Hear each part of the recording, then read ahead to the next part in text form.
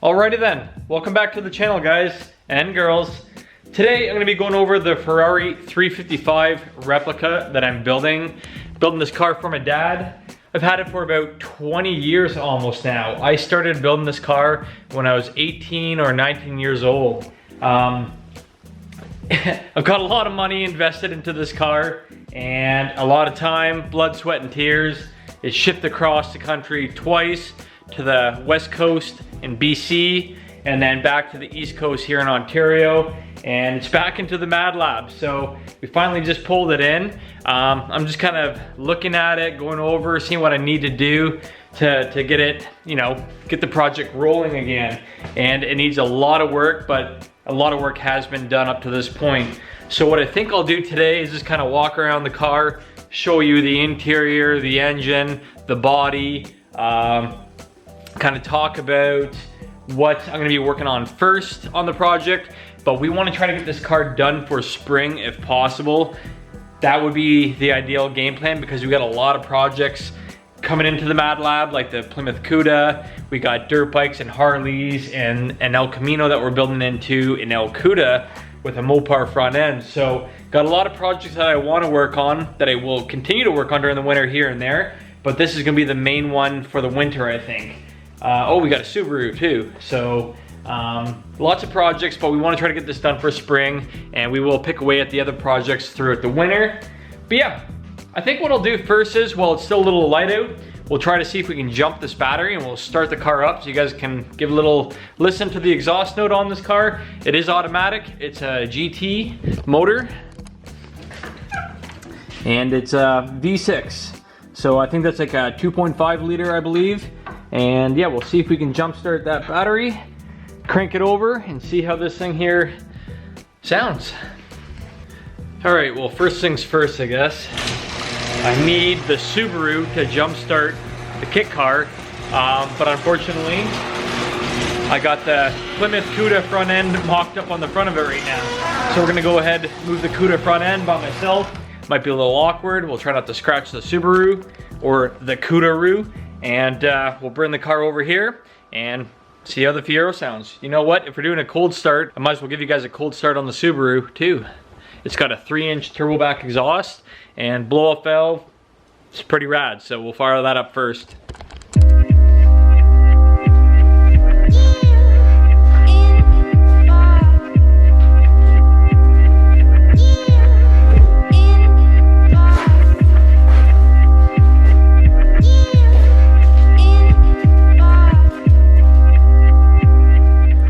All right, now that we got that front end out of the way, you know what? I might not do that conversion on this car. The front end of the blob eye looks so rad. We got the hella horns in there too, looking good. We'll just move all this stuff and pull it behind the kit car and fire it up for you guys. Alrighty, I got the keys for the Subaru. Let's go ahead, hop in, give you guys a little cold start.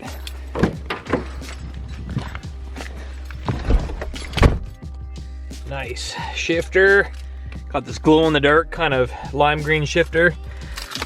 Fire up the keys in here and I'll go ahead, I'll put the camera behind you guys so you can hear the Subaru fire up.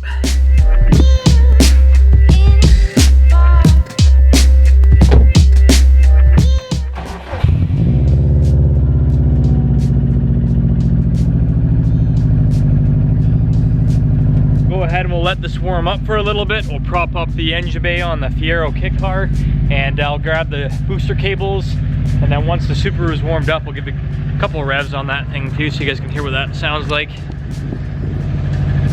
Look at the back end of this thing though. I've always loved the rear end of the 355s. Even though this is like a 1999 model that we're replicating, it's kind of a timeless design really, with the engine cover and just how kind of rounded everything is on the body. It's a sick looking car. So we'll fire the car up first, and like I said, then I'll walk around, show you guys the body, the interior, and go over a couple other things on the kit car.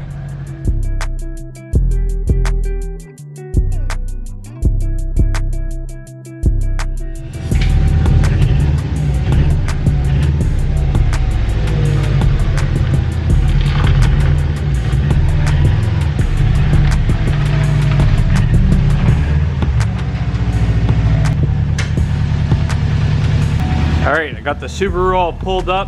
Does have a valve gasket leak on the valve cover, so I gotta fix that, so you might see a little smoke coming out of here. Let's go ahead, grab those booster cables, and we'll hook them up to the batteries and fire this thing up.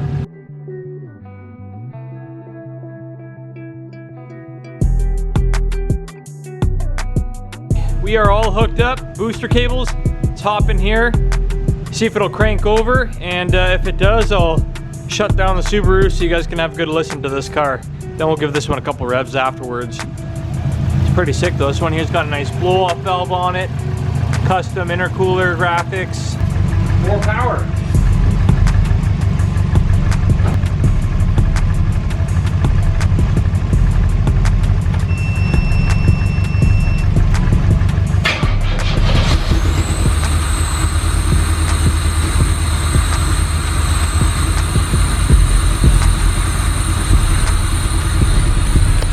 Well, she finally fired up. I was gonna give up there for a second, but let's go ahead, back the Subaru out of the way, disconnect our booster box and our booster cables. She's gonna be whistling though. Got no intake on it.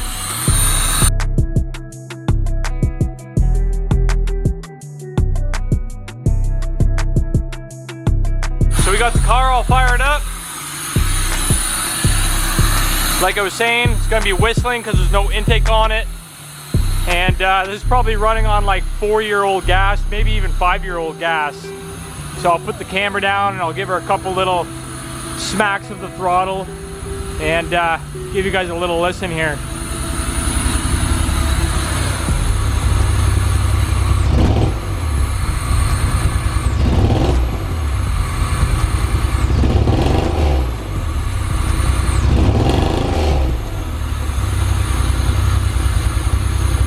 But there you have it, guys. All fired up, good to go. Let's go ahead and kill it, and then I'll do a walk and talk and all that carbon dioxide that I got in the Mad Lab now. Hopefully I don't pass out.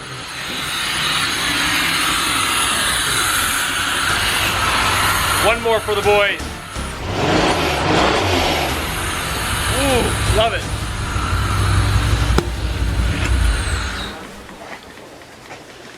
Got the fan on. She's a little smoky in here, so while I wait for the smoke to clear, we'll hop inside the Subi and I'll give you guys a couple of revs on this thing. Sounds sick.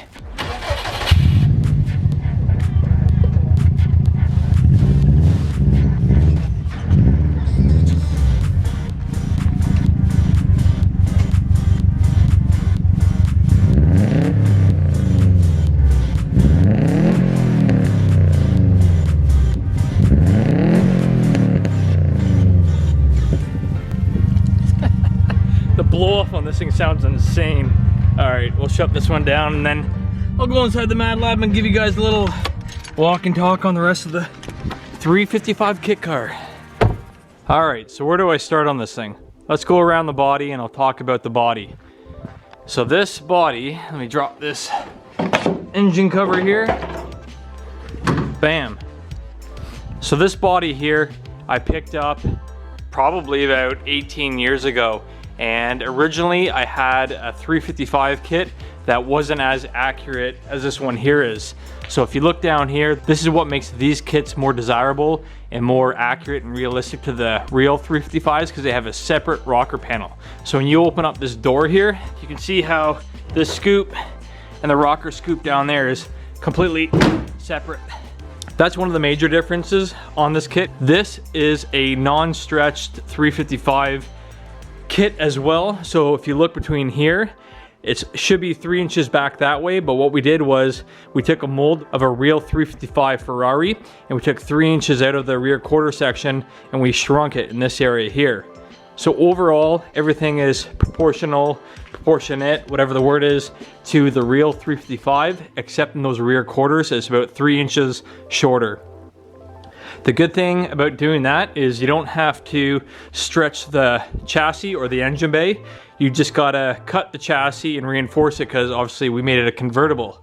So that's the next big thing I'll talk about, is I chopped this roof off, again, like 20 years ago, and I welded in a plate here, and I built a little Targa system that will clip on here, and it'll have a canvas convertible top that you can remove the center section and drop down, leave the back canvas up so it'll be Targa, or you can fold it right down like this, put your boot cover on, and you got a full convertible car.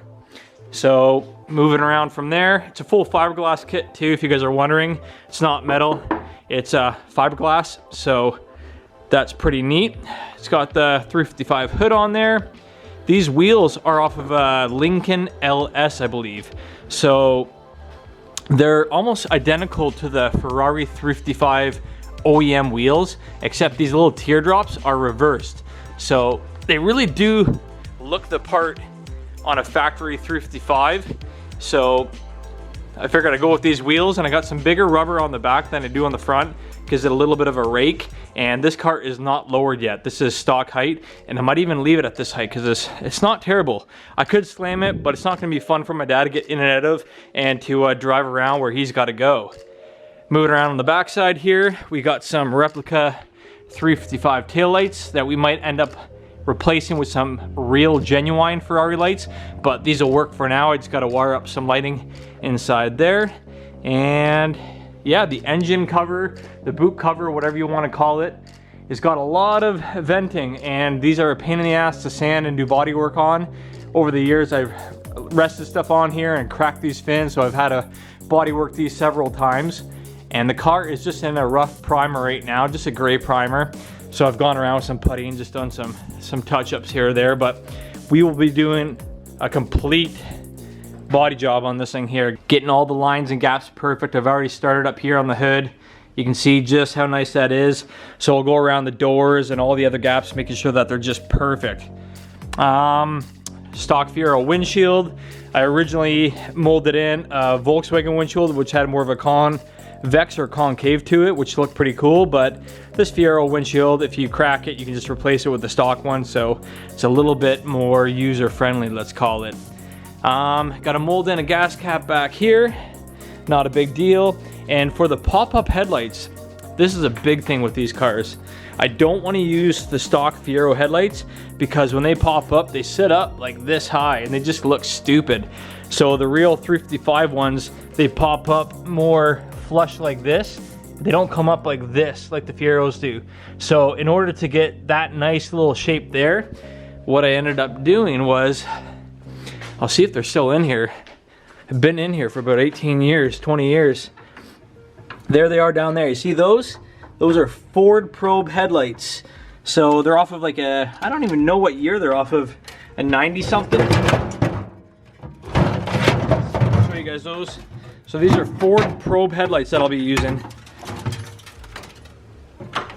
And I got all the motors for them and everything, so I'm gonna have to wire those up, fab those up, make those fit in the front. And yeah, we got a grill here for the front that I made when I was 18. That was 20 years ago I made this front grill here. Pretty cool. While we're in the engine bay, I think that kind of covers it for the body. So let's go over the engine now. Like I was saying, 2.5 liter, I believe, V6, automatic, and it's pretty much stock. So nothing too crazy there, nothing too special. We might end up swapping it out for like a North Star motor, maybe a little supercharger. But I want to swap it out with something that might be just more user-friendly for my dad, something that's reliable, that he can hop in, turn the key, go golfing, and not have, you know, any issues that this stock motor might have. It is a low K motor. I think it's only got like 70,000 K on the motor. So we might run it for now until it decides to quit and then upgrade the motor. But yeah, I would like to do an engine swap eventually for him. All right, so I got the garage door closed. I think all the smoke and carbon dioxide is out of here. Let's go ahead and talk about the interior on this car now.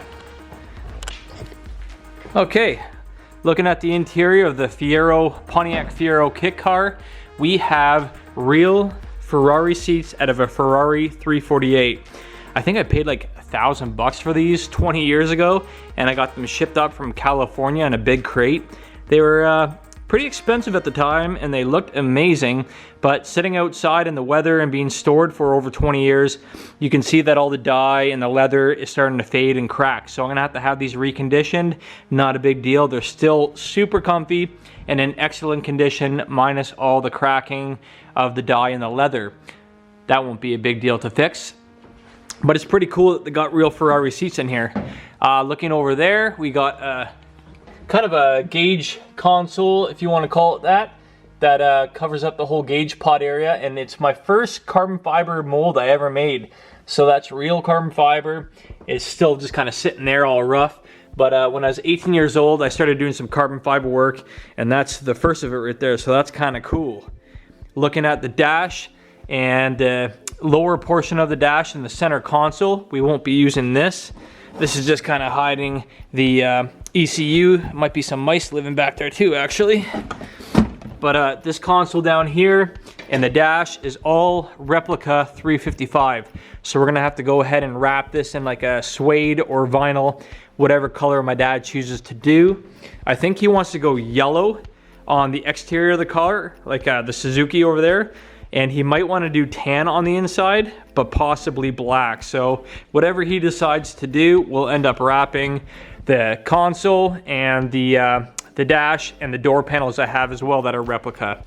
Steering wheel and some other stuff, we'll kind of swap those out and put like a Ferrari style steering wheel on there, and we'll make a little gated shifter down here. Even though it's an automatic, we'll put a shift round shift knob on there and make it look like it's a manual. So I think that's about it on the Ferrari kit car, guys.